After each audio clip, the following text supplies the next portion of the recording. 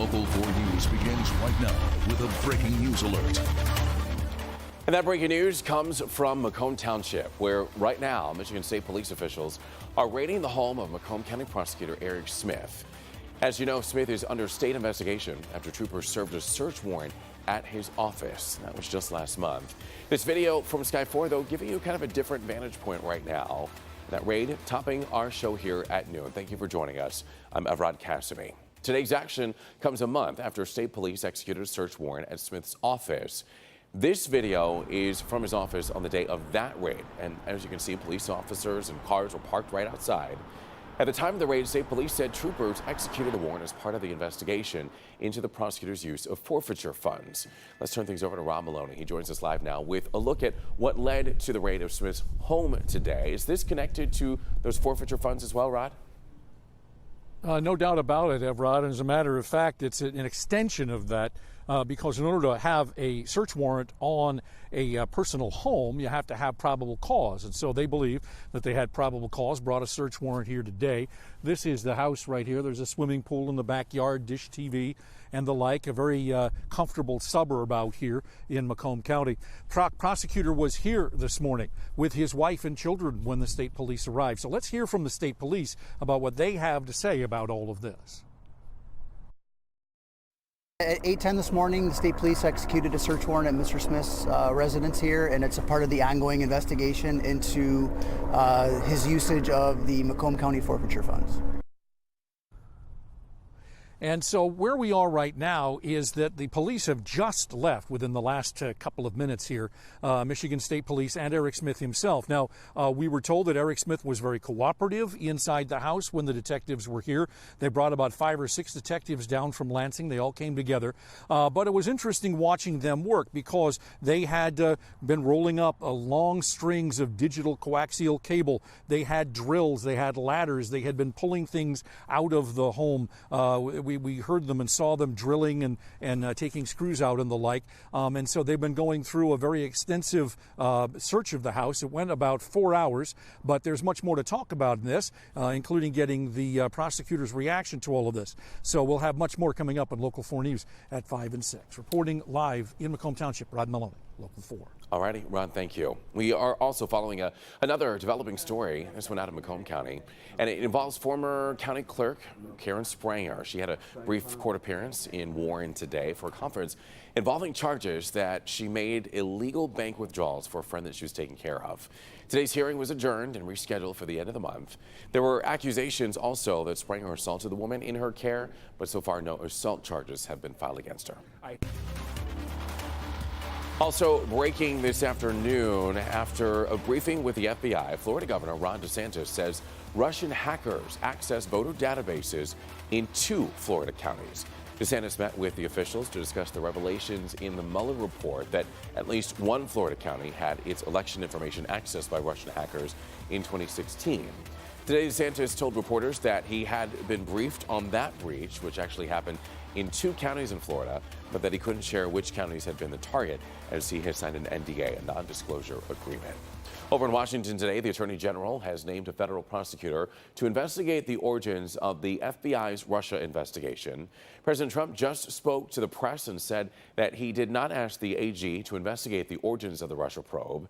Attorney General William Barr today named U.S. Attorney John Durham, who serves in Connecticut, to look into the FBI's investigation of Russian activities to influence the 2016 presidential election.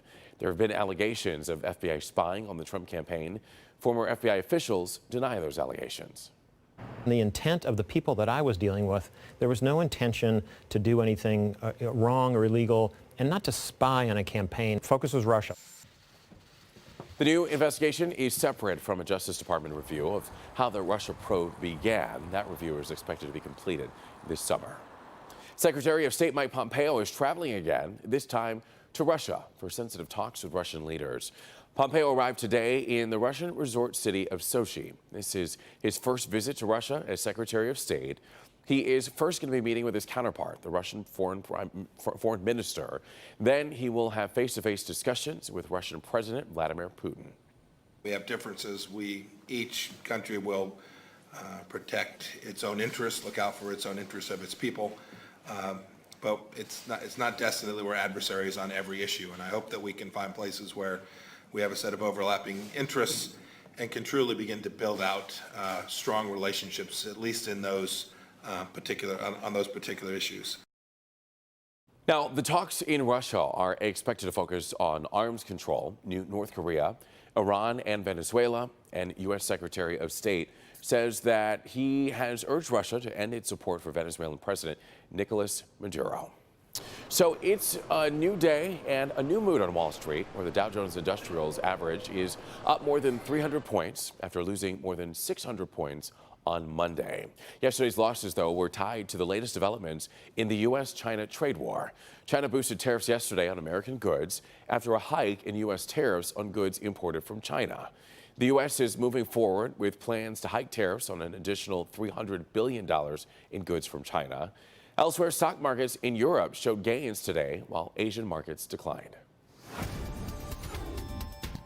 Turning our attention to the forecast now, we have a nice warm-up ahead for us as we take a live look outside. This is the view from our Romulus, Ann Arbor, and Detroit sky cams today. Let's turn things over to meteorologist Brandon Roof for a look at just how warm things could get. Some gains and some losses. We're trying to lose some of that flood water and gain some temperatures, and Mother Nature is complying. We have 62 at Metro. It's 61 in Troy, Howell 62, Ann Arbor 63, a couple of areas that were, well, reverse those numbers in the middle 30s this morning. So we're up about 30 degrees in the last 5 or 6 hours, and we'll be near 70 degrees with lots of sunshine, fairly light winds coming out of the west-northwest, and you can see not a lot of cloud cover out there.